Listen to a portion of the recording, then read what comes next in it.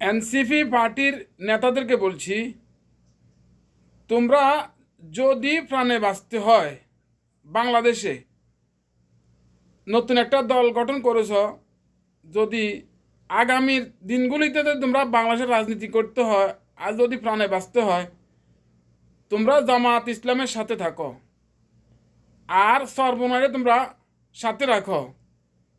NCP, সর্বনয়, জামাত ইসলাম এই তিন দল সাথে থাকলে হয়তো তোমরা এই মুহূর্তে সরকার গঠন যদি নাও করতে পারো, কিন্তু তোমাদের এই জোটটা থাকবে অনেক শক্তিশালী। বিএনপি সরকার গঠন করুক, এতে কোনো আপত্তি নাই, যেহেতু বিএনপি একটা বড় দল।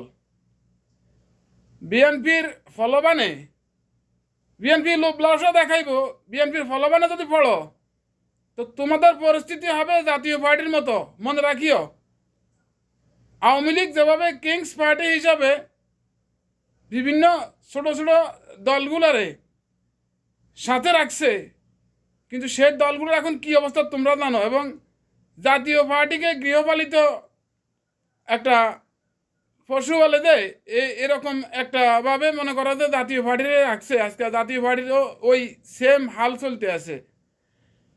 তো অতএব তোমরা যখন গণ অভ্যুত্থানের নেতৃত্ব দিছ, তখন কিন্তু তোমরা ভালো করে জানো তোমাদের পিছনের শক্তি কী ছিল।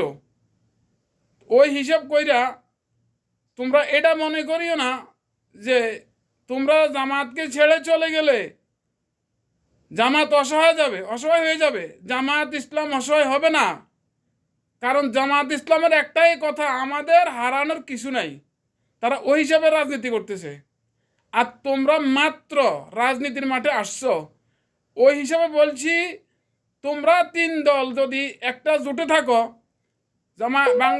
বিএনপি যদি সরকার গঠন করেও, তখন তোমরা মনে করো যে সংসদে বিএনপির অপোজিশন হিসাবে তখন থাকবে।